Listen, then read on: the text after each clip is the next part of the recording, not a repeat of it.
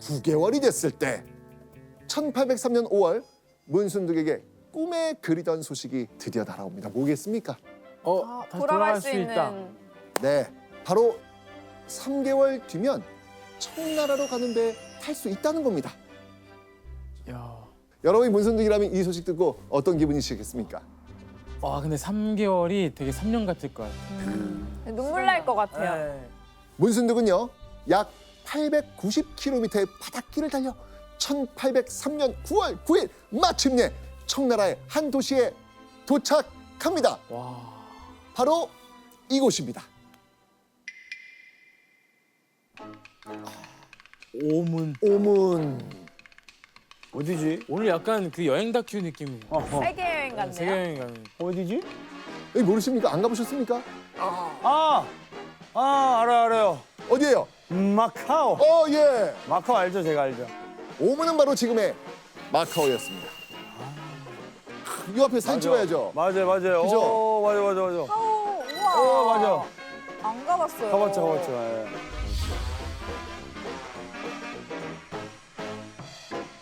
아이고야. 와.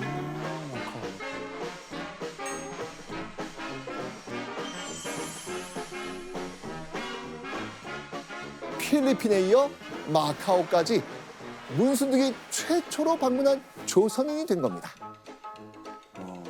살면서 한 번도 청나라에 가본 적은 없었지만 문순득에게 청나라는 류큐, 필리핀보다는 좀 더 친숙한 나라겠죠.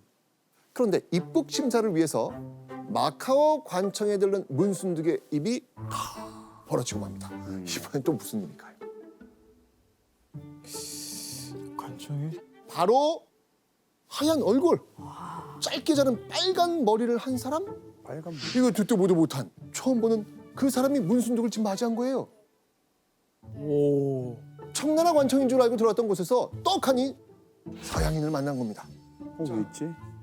대체 이 빨간 머리 서양인의 정체, 이 사람 누굴까요?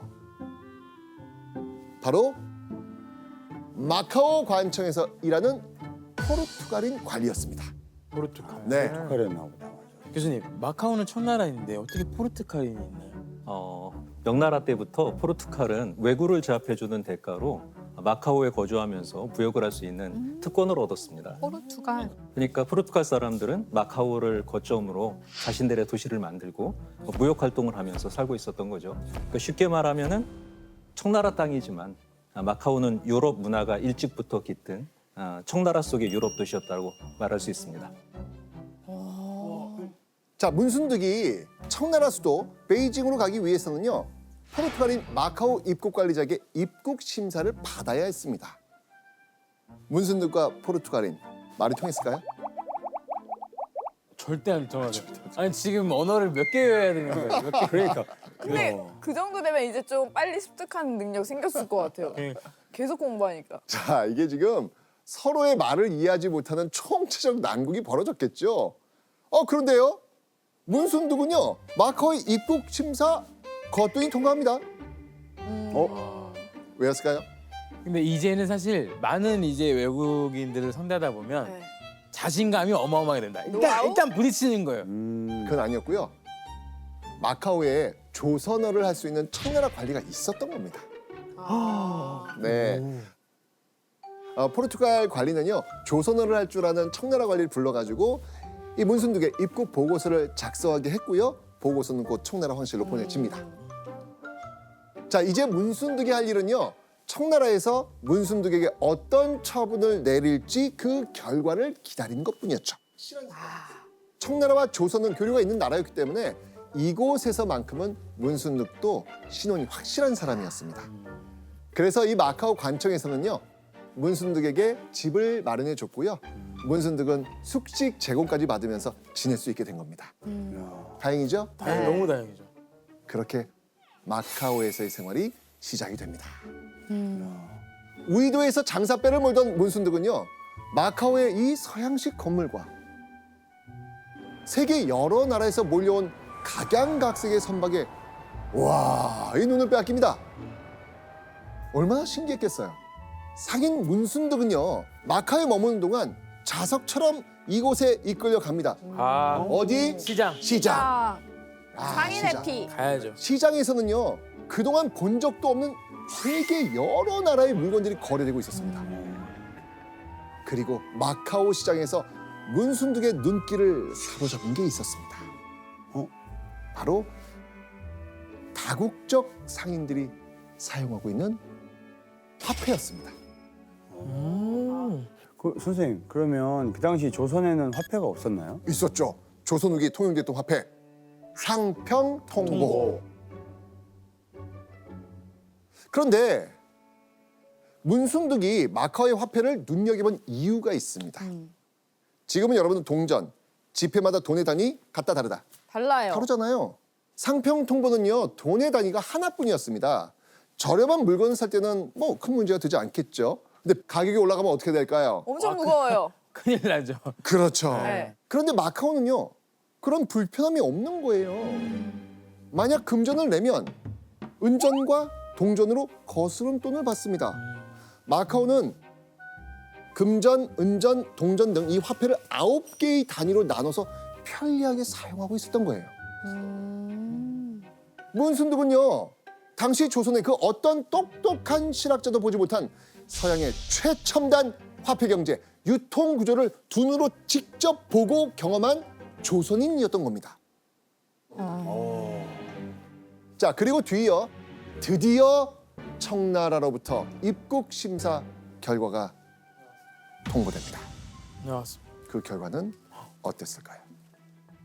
난민 문순득 등을 합당하게 보살피고 아울러 이들 난민들이 어디에서 배를 얻어 타고 귀국하는 것이 편리한지 명확히 조사하여 바로 보고하라. 뭡니까? 오, 이제 긍정적으로. 통과된 거죠. 그렇습니다. 문순득이 무사히 조선에 돌아갈 수 있게 도와준다는 겁니다. 그렇게 문순득이 마카오에 머문 지 90일이 되던 날 1803년 12월 7일 문순득은 청나라 관리와 함께 가마를 타고 길을 나섭니다. 문순득이 드디어 마카오를 떠나게 된 겁니다. 문순득은요, 가마를 타고 산을 넘고 배를 타고 강과 바다를 건너면서 약 5개월을 길 위에서 보냅니다. 그리고 1804년 5월 20일 드디어 청나라의 수도 베이징에 도착합니다. 이후 문순득은 베이징에서 조선 사신단을 만나서 조선으로 귀국합니다. 드디어 여러분 박수 좀 쳐주세요. 네. 고생했어요. 고생을 너무 많이 했어. 너무 했어요. 너무 고생했어, 했어. 진짜. 잘했어요. 이건 좀 아니잖아. 네. 드디어 1805년 1월 8일 문순득은 고향 땅 우이도에 도착합니다. 와. 태도에서 표류로 시작된 문순득의 길고 긴 3년 2개월의 여정에 마침내 마침표가 찍히는 순간이었습니다. 돌아서 왔네. 죽은 줄 알았던 문순득의 3년 2개월 만의 귀환. 문순득의 귀환 소식에 문순득의 아내 버선발로 나와 꿈인지 생시인지 남편을 얼싸안고 펑펑 웁니다.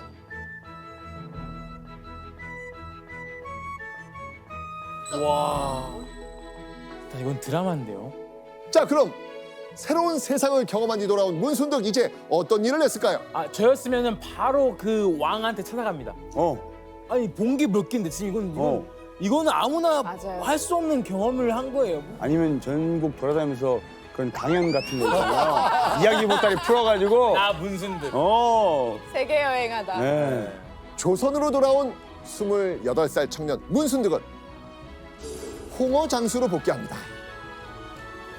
와, 또 DNA가 또 그럼요. 아, 그래요? 더 이상 외국어를 사용할 일도, 외국인 틈에 섞여 장사할 일도 없었던 거예요.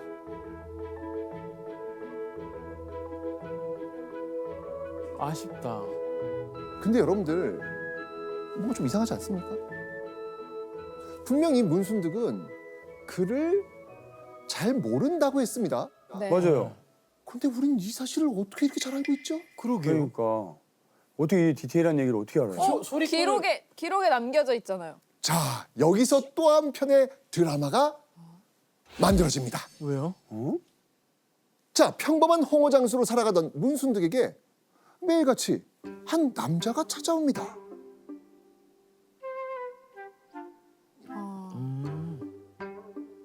바로 이 사람. 아, 정약전이요? 야, 네. 야, 이 이름 익숙하지 않습니까? 자산어보, 자산어보. 맞아요. 물고기 탐구해가지고 맞아요. 책을 쓴 사람. 당시 정약전은요, 천주교를 믿었다는 죄로 흑산도에 유배 중이었습니다. 문순득 흑산도 출신, 네. 흑산도로 유배 온 정약전. 그때 만난 만나는 거예요. 거예요. 이거는 솔직히 이건 드라마다. 야, 이거 너무 신기하지 않습니까? 와. 그런데 유배를 온 정약전이 왜 문순득을 찾아왔을까요? 소문이 난 거 아닐까요? 그냥 지나가지 않았어. 맞습니다. 정약전은요, 문순득이 세계 여러 나라를 보고 왔다는 그 소문을 듣고 그 이야기를 듣기 위해서 찾아온 거였습니다. 문순득은요, 정약전에게 표류하면서 새로운 세계를 만난 일, 조선에서 본 적 없던 신문물, 그리고 조선과 다른 생활, 관습, 언어를 쓰는 사람 등 세상이 얼마나 넓고 새로운 것이 많은지 신나게 이야기합니다. 그때부터 표류를 해서 제주도도 훨씬 지나 유구국 거기까지 떠밀려 갔다가 중국 가는 배를 얻어 탄 뒤 얼마 못 가갖고 또 풍랑을 안 만나버렸어. 그래서 그때부터 풍랑이 팍 떠밀려 가갖고 저기 밑으로 이? 어디냐 여기 지도에도 없는 여기 여성국까지 흘러갔지라. 내 자네 얘기를 책으로 써야겠네. 이제부터 사소한 거 하나도 빠지지 말고 상세하게 말해주시오. 거기 흑산도 안에서 정말 많은 책을 써내려 갔거든요. 맞습니다. 그 중에 하나가 문순득의 얘기였네요. 그렇습니다. 와, 어쩐지 이게 어떻게 남았나 했거든요. 이 그냥 홍어장수 이야기가. 그러니까요. 문순득은요, 정약전보다 19살이나 어렸지만 두 사람은 급속도로 친해집니다. 교수님, 그 양반과 평민이 친해진다는 게 사실은 어렵지 않나요? 그렇죠. 쉬운 일은 아니죠. 네. 그렇지만 한때 천주교 신자였었던 정약전의 입장에서는 선교사들이 살고 있었던 곳, 그리고 다른 나라의 상황 같은 것들을 잘 알고 있는 문순득의 이야기에 굉장한 호기심을 가졌던 것 같습니다. 문순득의 입장에서는 한양에서 명성 있었던 양반이 자기 말에 관심을 가져주고 또 친근감 있게 이렇게 대해주고 그러니까 아마도 둘이 사이가 굉장히 좋게 지냈던 것 같습니다. 그 어쨌든 평소에 양반들이 이렇게 뭐 했던 거랑 좀 달랐을 것 같아요. 그렇죠. 정약전은 자신의 벗 홍어장수 문순득을 이렇게 부릅니다. 천초. 조선에 없던 새로운 것을 둘러보고 온 사람, 조선이 개벽한 이후 최초로 세상을 보고 온 사람, 이 뜻으로 문순득에게 천초라는 별칭을 붙여준 겁니다. 그리고 몇 년 뒤 두 사람의 2년간의 대화를 정리한 책이 드디어 만들어진 겁니다. 바로 이 책, 효혜시만. 표해시만. 표류의 처음부터 끝까지라는 뜻입니다.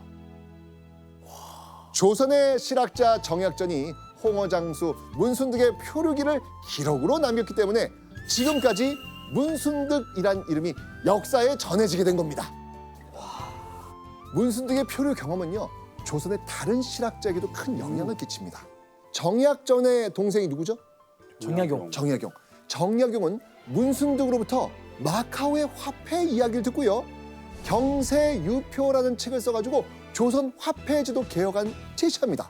그리고 정약용의 수제자 이광해는요, 문순득의 지식을 토대로 조선 최초의 선박 논문 운곡선서를 씁니다. 자, 이 문순득의 경험담이 세계와 단절되어 있었던 조선의 실학자들에게 넓은 세상을 엿볼 수 있는 창구가 되어준 거죠. 교수님, 심지어 이 문순득의 이 류큐는 지금도 연구되고 있잖아요. 맞습니다.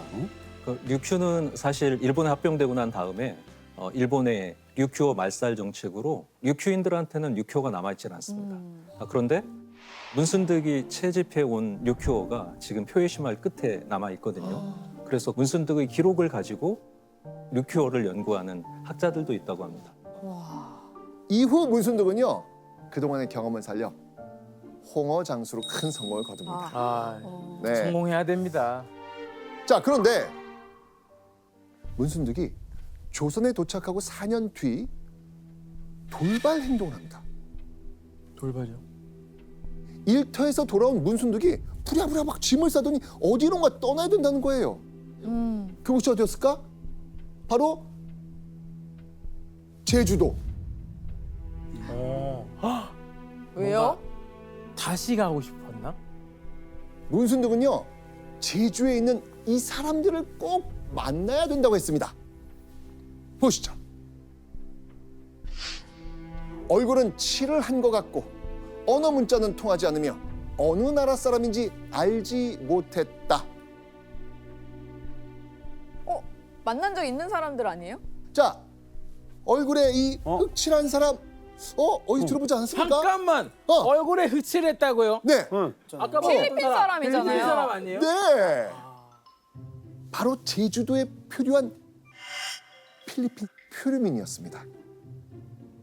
자, 그렇다면 문순득은 왜 제주도로 갔을까요? 그거죠. 이 사람들에게 도움이 되기 위해서 갔을 거예요. 좀 자기가 힘들었던 그 마음을 아는 거죠 이제. 그렇죠. 동병상련. 문순득도 사실 표류하면서 엄청 고생했잖아요. 말도 통하지 않고 모든 것이 처음 보는 것뿐인 곳에 뚝 떨어진 그 끔찍한 기분, 그 기분을 너무나 잘 알고 있던 문순득은요, 제주도에 표류된 필리핀인들을 차마 외면할 수가 없었던 겁니다. 마침내 문순득은 제주도에 표류한 필리핀인들을 만납니다. 자, 이때 문순득은 그 필리핀인들과 말이 통했을까요? 통했을 것 같아요. 언어 공부했잖아요. 통했나? 통합니다. 통합니다. 아유 근데 언어는 한번 배우면 안 써도 까먹어도 현지 가서 한두 달 있으면 다시 또 와락 트이죠. 제가 나와야 필리핀인들은요, 갑자기 자신과 말이 통하는 문순득이 등장하면서 대성통곡을 합니다. 겪어봤잖아요. 이 사람들이 제주도에 표류한 게 무려 9년. 와. 9년째였거든요. 9년. 9년 만에 이 말이 통하는 사람을 만났다는 그 안도감과 함께 그동안의 서러움이 물밀듯이 다가온 거죠. 너무 불쌍하네요. 조선 최초의 필리핀어 통역관이 탄생한 순간입니다. 와. 그리고 이 사건은 고스란히 조선 왕조실록에 기록되어 있습니다. 와.